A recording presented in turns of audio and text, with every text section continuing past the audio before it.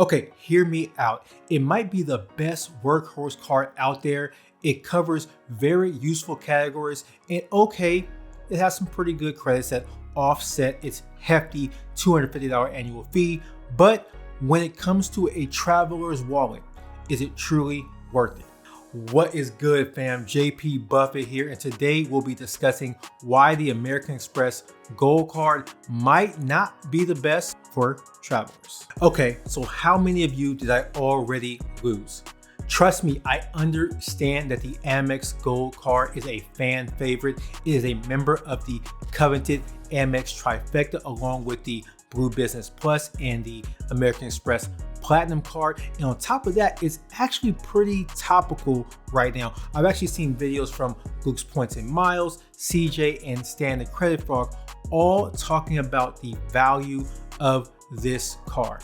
So this video for me is more of a thought experiment that I want to share with everyone inside and outside of the credit card community. And trust me, I have zero issue with this card. Hell, my player 2 even owns it after my recommendation. Rather, my issue is how we talk about how much of a daily driver it is and spout off every credit known to man like everyone's gonna use them and get all the value they can out of them. Now, don't get me wrong, people do use them, and for the most part, what I've seen is they're pretty reluctantly using them. I've actually watched a video on Luke's Points and Miles where he was trying as he might to get rid of the gold card, but because he loves Amex points, finds them very valuable, and because of the effective annual fee, he couldn't let it go. So the card comes with some pretty great multipliers. Hell, it has 4x on dining worldwide. Though I don't actually see myself taking this card abroad much. It has 4x on US grocery stores, and it has 3x on air travel booked via the airline or the Amex travel portal. What more could you want when you're trying to earn MR points? Well, let's think for a second. Let's take a step, and think outside the box just for a bit and ask one simple question. How much do you really spend on groceries? Yes, that's my question. How much do you spend on groceries really? I mean, this can be broken down in a number of ways. It can be broken down by which part of the country you live in. It can be broken down by how many people live with you. For example, you can be a single person, or it can be a different price if you are a family of 4. Yes, for families buying a lot of groceries, this card might actually make sense.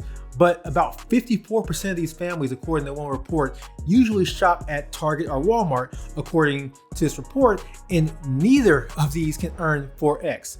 So when you really think about it, when you're trying to get points for travel, can you really get the most out of this card? Like I said earlier, I was recently watching a video from CJ, who is a fellow YouTuber covering credit cards and credit card rewards, and he was talking about extracting value from the Amex Gold Card and how he really didn't like the credits, but he felt compelled to use them to get his effective annual fee down. Now listen, I love CJ's content, but as I was watching, I wondered, why are CJ's and others, people who own this card, they're jumping through hoops just to get the annual fee down? My first thought when I thought about this was to get the points for travel.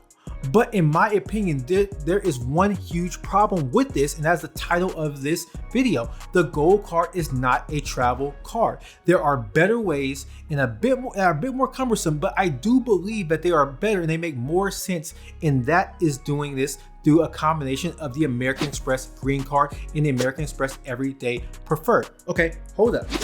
Now alone, neither of these cards can match the gold when it comes to perks or multipliers. However, in tandem, I believe they make magic. Remember, we are talking about the traveler's wallet, and what does the gold give you? It gives you access to the hotel collection, which is basically a curated hotels through Amex Travel Portal, and you get $100 experience credit from this.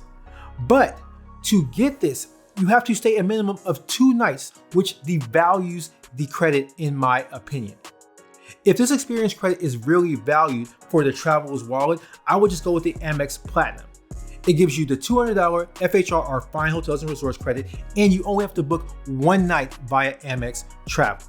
Now, if you stay with me thus far, please reward yourself by showing the like button some love. Remember, do not hit it, just click it. So let's move on to the Gold's credits. It comes with up to $240 in credits, which can make it the effective annual fee $10. However, when you need to optimize every cent to get this, it isn't even taking into account the added upcharge of Uber Eats and Grubhub. A couple of dollars here, a couple of dollars there, making the credits a bit less useful in my opinion, and not as appealing in my eyes. Now let's look at the green card in the Everyday Preferred combo. Yes, you will need 2 cards, but together they have an annual fee that is $5 less than the gold card at $245. The green also comes with a $189 clear credit, which again, for the traveler's wallet is great. Especially if you do not have the platinum yet, it can cover the full value of the card.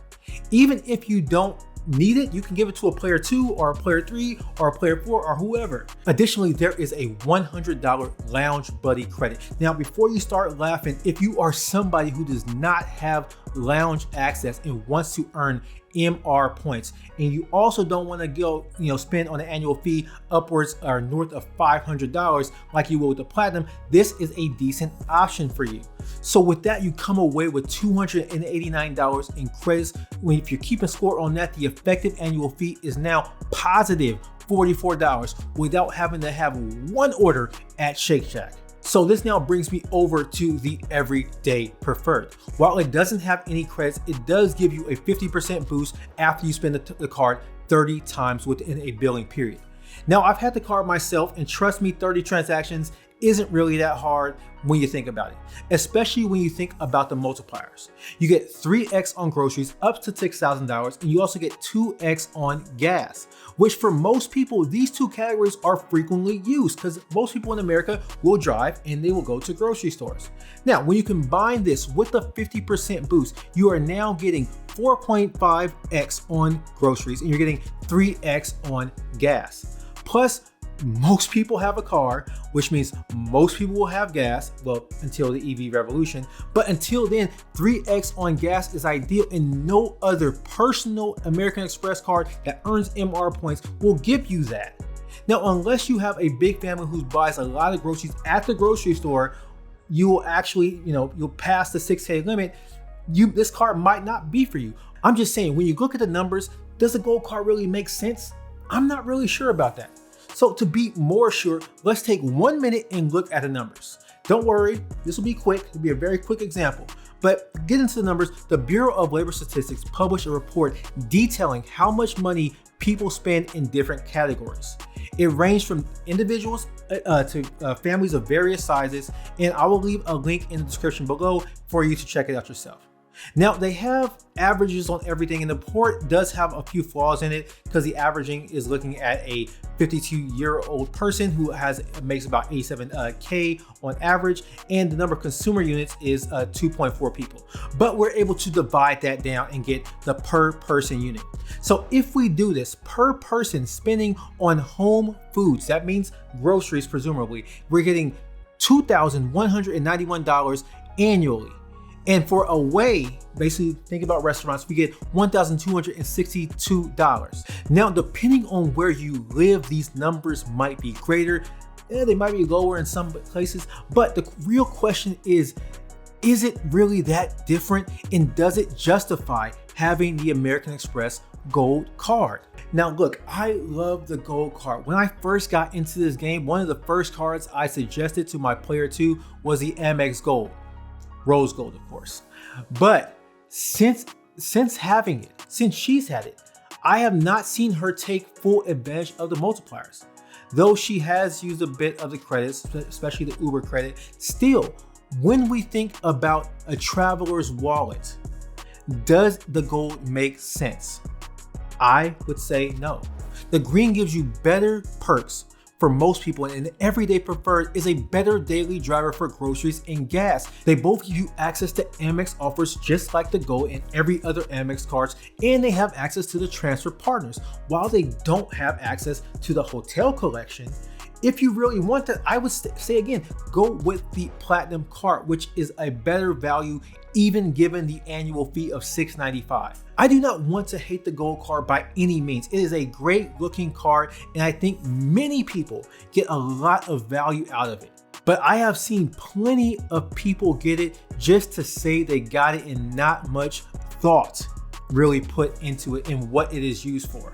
I hear the effective annual fee is only $10, but who actually gets it down that low without having to jump through hurdles? If you are a traveler or even an aspiring traveler, whatever that might mean, wouldn't it make more sense to have the green card, given its multipliers and travel perks to come along with it?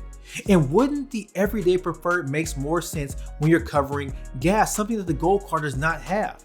Plus you're getting 0.5x more on groceries. I get it. If you spend more on groceries and dining, the Gold card would definitely make sense to keep. But I never hear that.